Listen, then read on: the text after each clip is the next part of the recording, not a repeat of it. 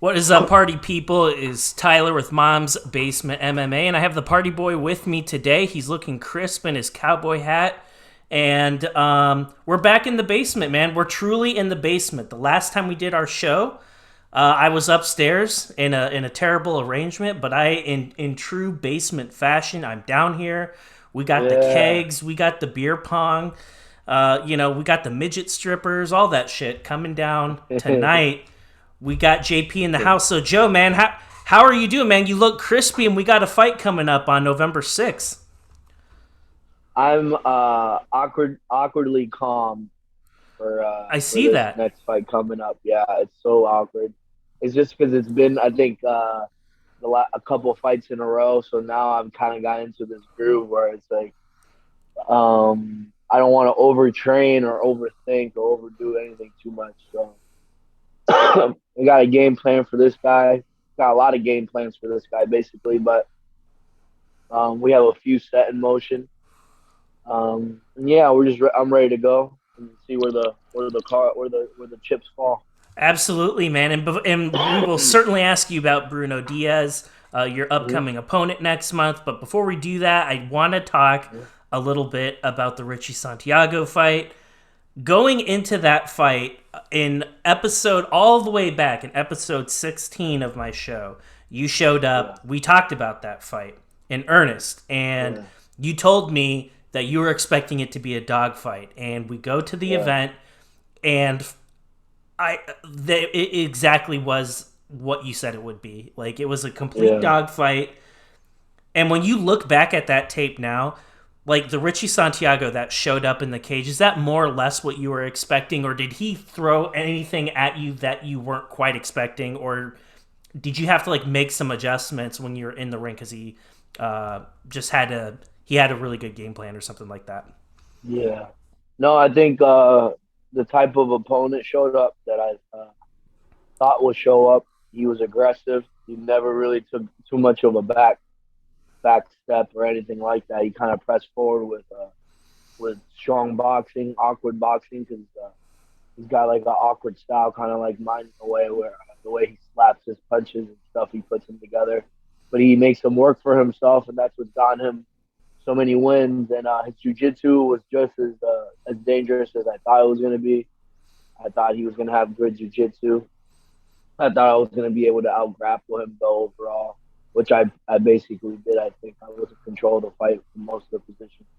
But yeah, at the end of the day, I thought it was going to be a war, and it played out to my favor. I tried not to get hit, even though in the pictures and everything in the video you see me bleeding. But most of it, I don't know if it was like most of it was his blood. That's what my wife kept telling me, but it might have been like maybe it splatted out of there. Mm-hmm. I have a small cut over my eyebrow that happened last fight, but uh, it didn't really. I wasn't really phased by anything. It was just a really high paced fight.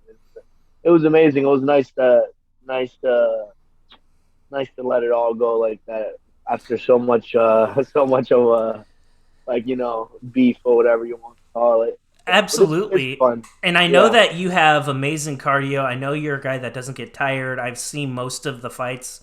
I've seen most of your Hmm. fights. And you Hmm. have amazing cardio. Nobody makes you tired.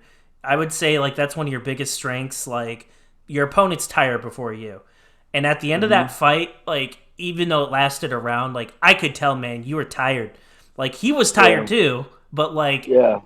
did you like know like shortly after, right when that first round starts, like maybe a minute or two into it, were you like, shit, this is not going past the first? Did that ever click in your mind, or were you weren't even really thinking like Yeah. that?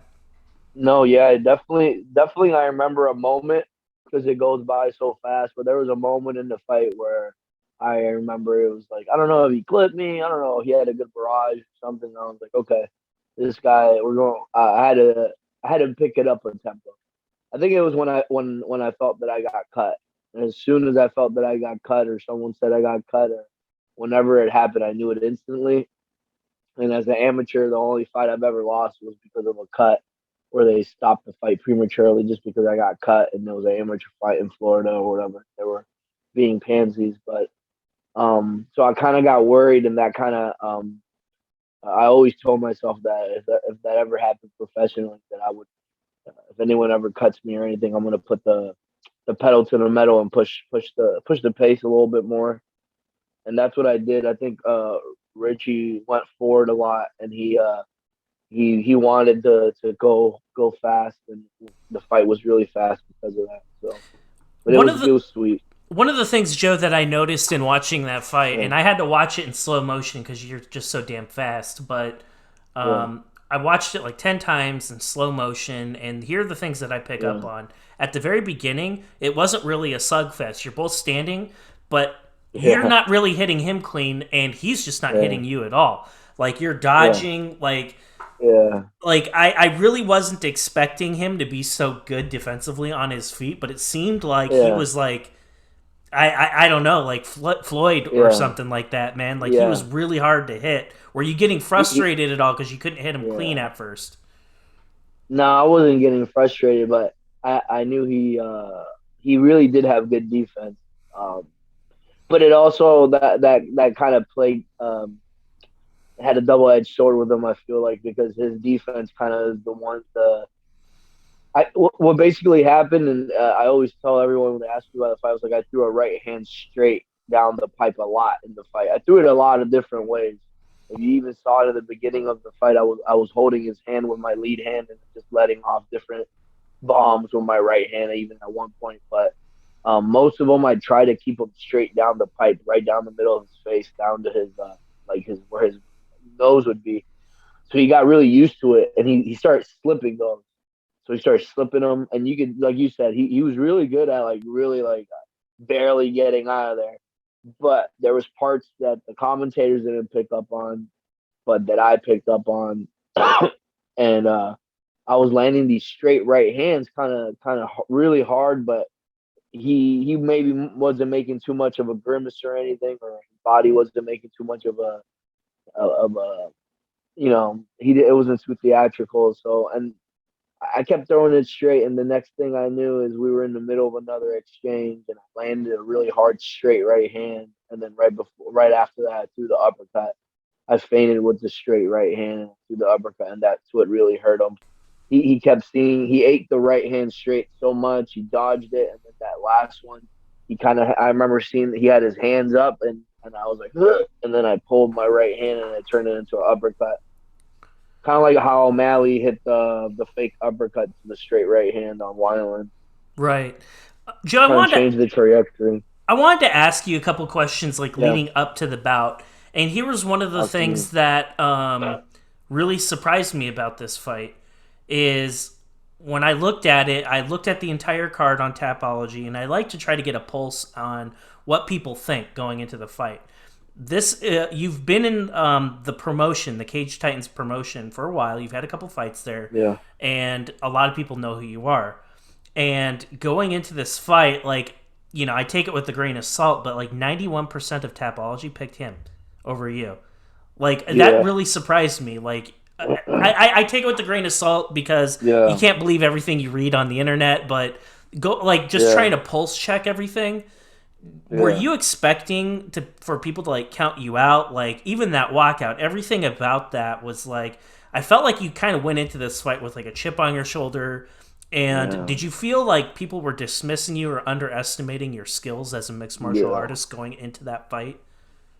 I believe so. I think I'm at a point right now where I'm taking out these guys that are like pretty highly touted, and at least in the top in the U.S. in their weight class, nationwide in the regional scene. And sometimes I think the gimmick or the shtick or the personality that I portray and ooze out blinds them in a way, and they think there's not any hard work or dedication or years of blood and sacrifice. You know what I mean? There's a lot of years, like since I was a young man, missing out on all types of cool stuff, hanging out with chicks and partying with my friends, drinking free beers probably. Instead, I was training and running and losing weight and stuck in a sauna on Thanksgiving because I wanted to win a stupid sweater that said champion on it. So, there was a lot of things like that where like when I get to the fight, it's like I always carry that chip on my shoulder because I've always been the underdog in a way, and I don't know. I think once people get to know me, they're like, man, this guy's tough. But I think I don't know. Maybe I give people a different look. They think I'm easy pickings, Well, but your then they record, realize, your yeah, if they do their research on you, you will yeah, very quickly find out just how good you really are. You have a very good record. You fought some really tough dudes. I thought Richie was the toughest guy you've had to face in your professional career. The yeah, bout doesn't get past the first round. yeah, Richie, as good as he was defensively, and he's very, very strong on the ground. I have nothing but respect for Richie Santiago. The power that you have, like, I just think you're stronger than him, and I thought you starched him. You got him with a couple hmm, uppercuts, a couple really good body shots, and that was yeah, just kind of the beginning of the end. You hurt yeah, him. He wanted to back away from you, and then you were able to clinch, get a knee on him, and that was pretty much all that she wrote. But going back to it, you yeah, hit on something that I thought was really important.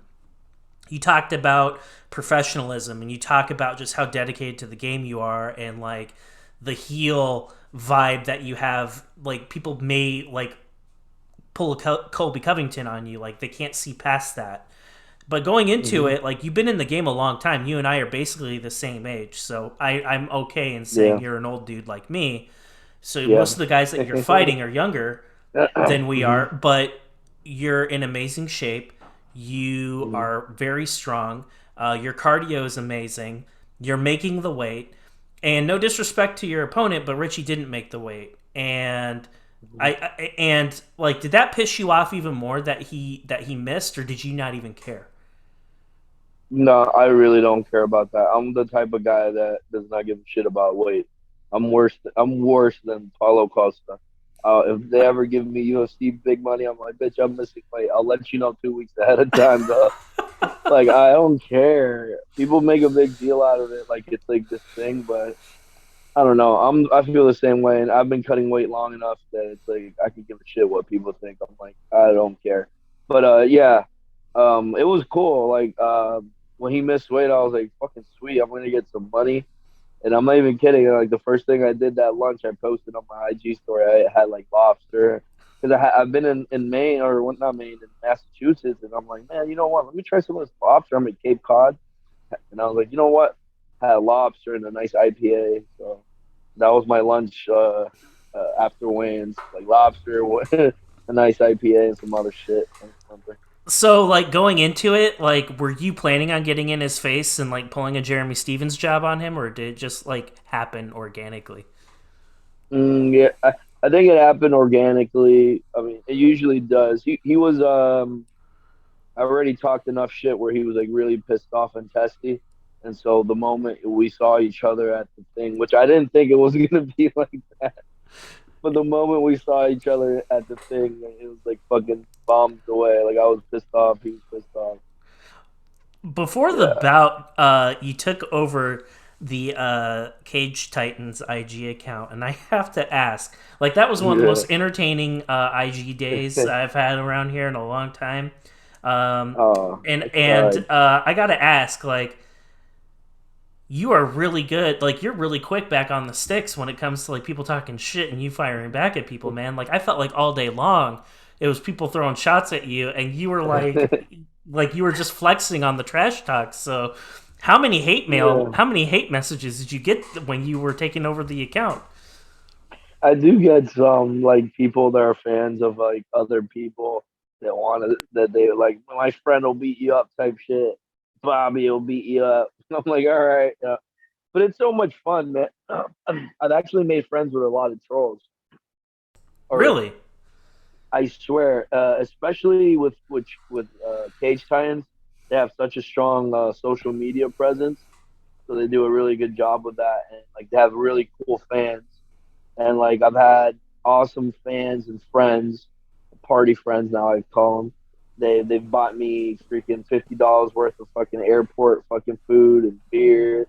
Like they're just cool fans. I'm like these guys are so fucking cool. Like literally like and it started off with them like usually texting me or messaging me somehow on Facebook or Instagram how much I'm gonna lose to their guy and I'm gonna get killed and I'm a clown and then I usually talk to them like slowly. I'm like, yeah, thanks. Thanks for the message. Yeah, I might lose.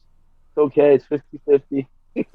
And then they're like, "You're a nice guy." I'm like, "Yeah." I'm like, "Come watch me fight the next time I come to town." I'm sorry about your friend, but yeah, I love everybody. So it is like I really do love the hate more than the love. Well, it was an energetic fight. You could tell the whole arena was like buzzing when you're getting ready to walk in. I think it was the only fight that I've seen where like you double bird people sitting down on a chair before you even like make your real walk. You fist bump a kid and then you flick off like two or three more people before you even get in the cage. I mean, it was cool, man. It was like I'm not always a dick. See, I'm nice to the kids. I'm a father too. I'm a good Yeah, guy. yeah, I mean, yeah. it It was was weird. It was it was weird. it was really weird, and I saw that. I'm like, Yeah, what is going on here? He's like, he's not in total between. heel. He's not total heel. Yeah, He's like, yeah, it in was funny between. though. It was funny to me because Yeah, I I call that know reality. I know how much fun this is to you. Like you're a guy Yeah, like this is something that you love doing, and you're a showman, and I think it's just something that you enjoy. And golly, man, what a fucking war that was. And it I really was. absolutely I love that fight.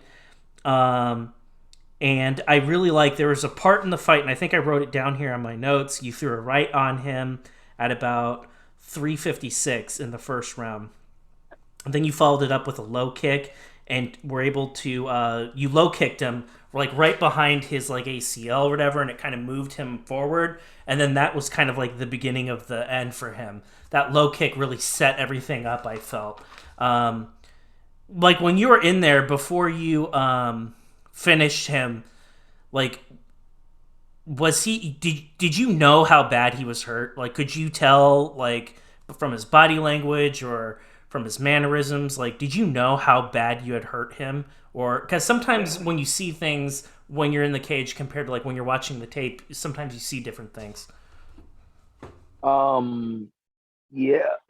No, what happened is with experience in a fight, it's hard to explain. But like once, say you've gotten a few fights, what happens is you start to know when you hurt someone. Because like you said, sometimes it's like it's very light. Like the punch, you think it's nothing, and it's really hurting them. And in reality, anything you land inside the cage during the fights are usually very damaging. Shots behind the ear, shots behind the head really hurt. Anything to the chin will maybe touch, knock you out instantly. But yeah, I think there was a point where I hit him with the uppercut, he fell, and that was obviously the big indicator to me that I needed to pounce on him. So basically, what I did was knowing that he was a little bit hurt, like what I always usually say, I just put the pace on the guy, and I turned on the heat on him, like as much as I could, and try to land strong punches and not give him any chance to breathe or to recover. And that's what I did good. Like you said, there was even a certain point where he had to run back to the cage and take a step back because I was just even had him in a front headlock position where I was just pushing his head and punching him in his head while he was on all fours. Like I wasn't trying to grapple, I was trying to finish him, and he kind of understood. Ran to the cage, and then I chased him a couple punches and one knee. After that, he was done. But yeah, after the uppercut, I knew he was really hurt, so I pushed the gas a lot. It was a very entertaining bout. I was really happy with the outcome. Um, I just knew, like, you knew he was a dangerous guy. You want the tough guys. You want to Yeah, fight guys like Richie. And I think you have another tough one coming up. Um, yeah, and can it's you a tell tough me a cookie. little bit, Joe, about how did the fight with Bruno kind of come about? Is this a guy you've been wanting? Is this a name that just showed up at you? Like, you're the type of guy I would imagine in the promotion. Like, you don't have to answer this if you don't want to, but I'd imagine, Yeah. like, you have a pretty good. I would imagine you can pretty much fight whoever you want. Like, you're like Nate Diaz. You could probably fight any 35er that you want. Is this a guy that you wanted? Like, can you talk a little bit about how this matchup came together? Yeah, so me and K Shines have a good relationship. what had happened is trying to make some type of a big fight happen for their 50th like anniversary event, and he was the one that was talking shit online, basically not online, but his team said they wanted to fight, and he was just one of the names with a lot of experience. He's got almost like 40 fights. It was either that or some other random guy, which we probably wouldn't have time to find because they're other bantamweight champion that I like to not name because me and him always go back and forth. So I don't want to give them any free press. But they Yeah. had a couple options for me, and Bruno was the main option. I've heard from different sources that last event he was in the back talking talking smack while I wasn't around because cage signs is cool. Like when you go to the locker room, you have a little area with like your gift bag and it has your picture and your name on it. Mm-hmm.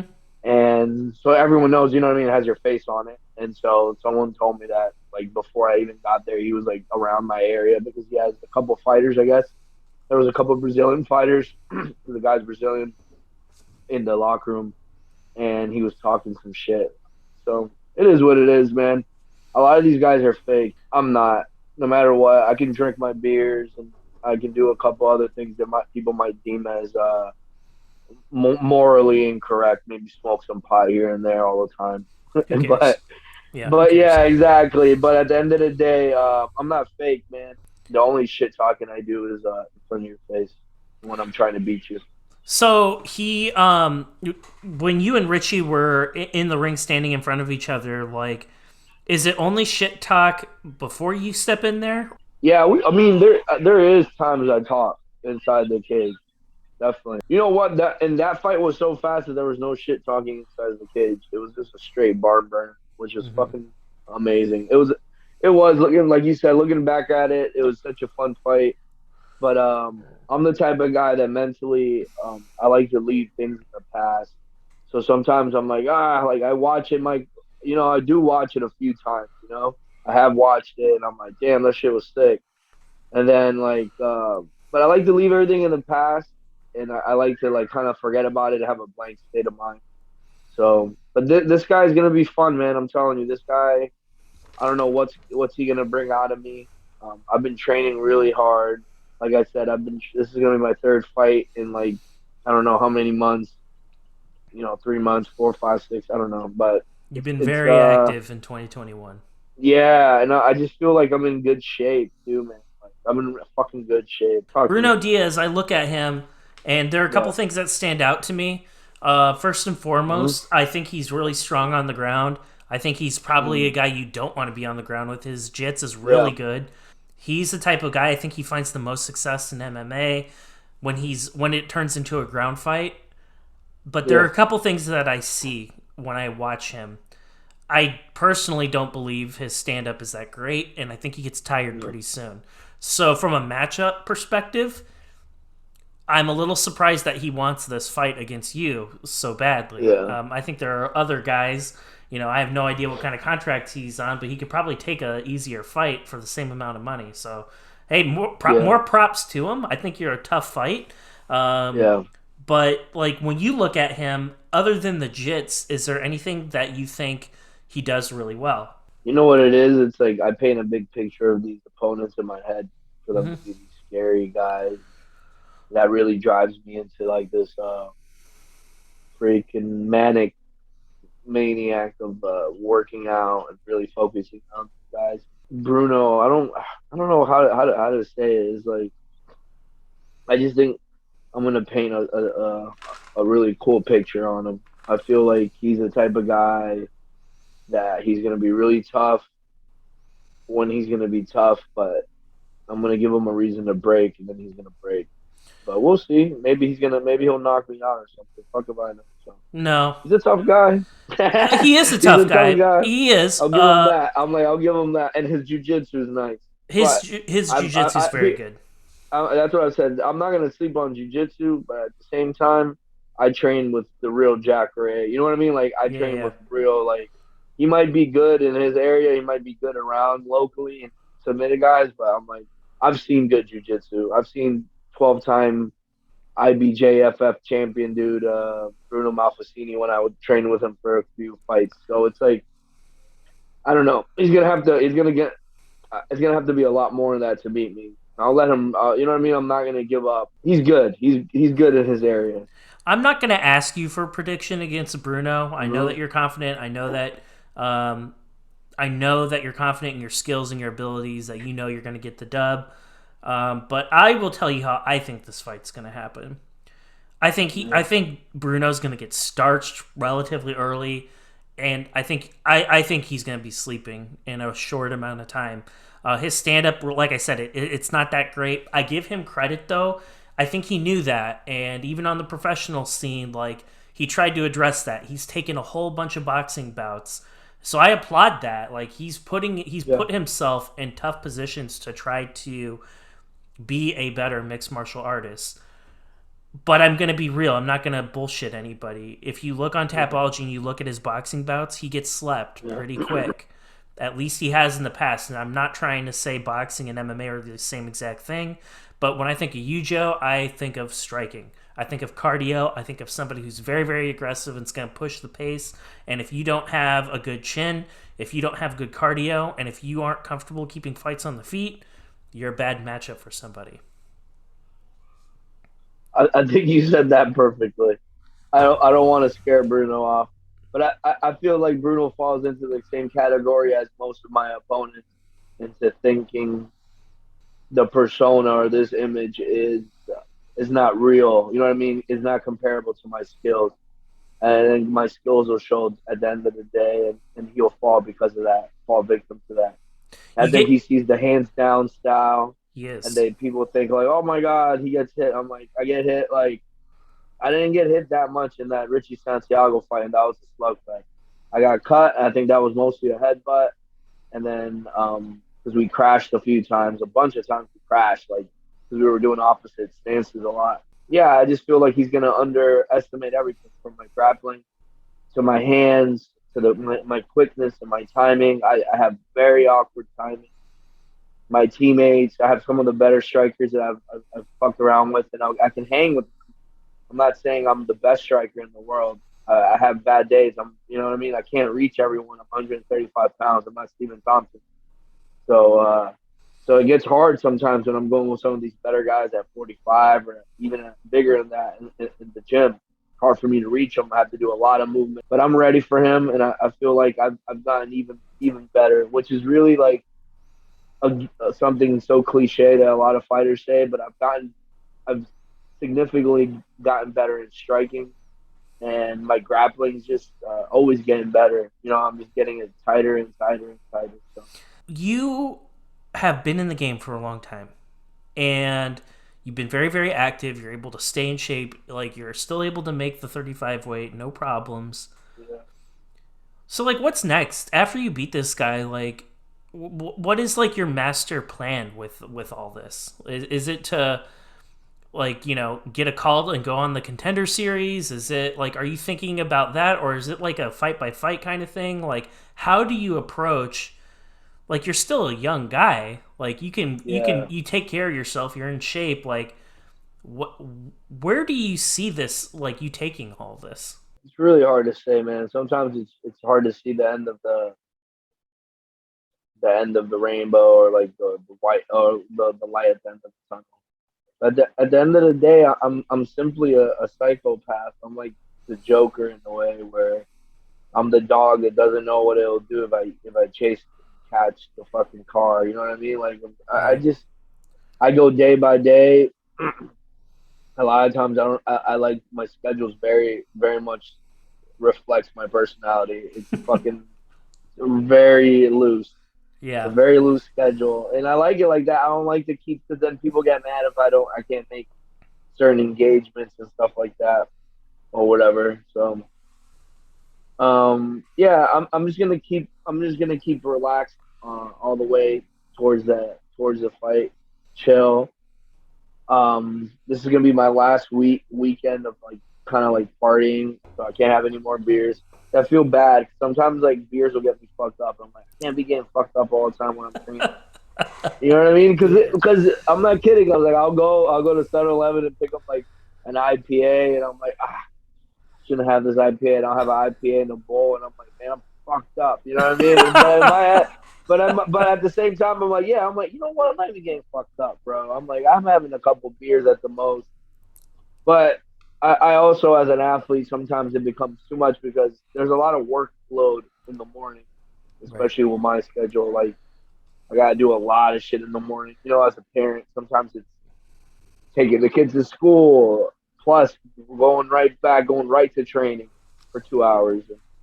So I gotta really like make sure I prepare and wake up early, get my coffee ready, and make sure I'm feeling right. And more than anything, with me, I like to feel good when I go into practice, as I like to call it, or work out. You know what I mean? Something nice, have some fluids in me, a nice bowl, nice sativa, just chill.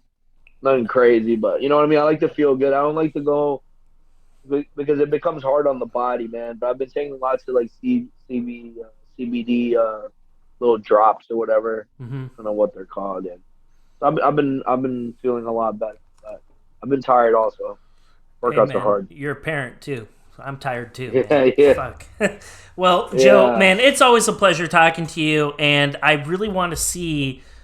I want to see this guy snoozing, man. And no disrespect to you, Mr. Diaz. Hey, I have nothing but respect for any person who voluntarily signs a piece of paper that says they want to fight you. I have nothing but respect for that, man. I think it was a ballsy call, and hey, fortune favors the bold. So, hey, props to him. But a lot of fighters always say there are levels to this shit, and Yeah, there really be is. careful what you wish for. You might just get it, and we will find out. He's certainly going to find that out in November. And Joe, before I let you go, as always, man, I want to give you the opportunity. Why don't you go ahead? If there's anyone at your gym you need to shout out, if you got any sponsors or anything like that that need to be talked about, why don't you go ahead and do that? Oh yeah, I just want to shout out my gym here in Ocoee, Florida, outside of Orlando, southwest part of Orlando, Fusion XL with our head coach Julian Williams. He always hooks me up and gives me a place to learn. Gives us tons of people, exposes us to different MMA fucking legends like Lyoto that lives in Orlando, or Jack Ray Souza, Rodolfo Vieira that's making his run in the UFC. You know, my buddy Fresh Prince. So we got a lot of cool minds in there working different MMA techniques and ideas and strategies and tactics. I've always loved that. They've always given me a home. Hard fucking sparring. We do hard sparring, so I want to give them props for that on Saturday. Sometimes I miss out because I don't like to get hit that hard. I'm like, these motherfuckers throwing bombs at me sometimes. But I want to give them a shout out. That's my home gym. And then more than anything, I want to give a shout out to my training partners and anyone that's ever helped me holding pads, like my coaches, Bruno, my other coaches, Bruno. Yeah, I really want to give. I don't think we shout out our teammates enough. So my training partners make me be able to.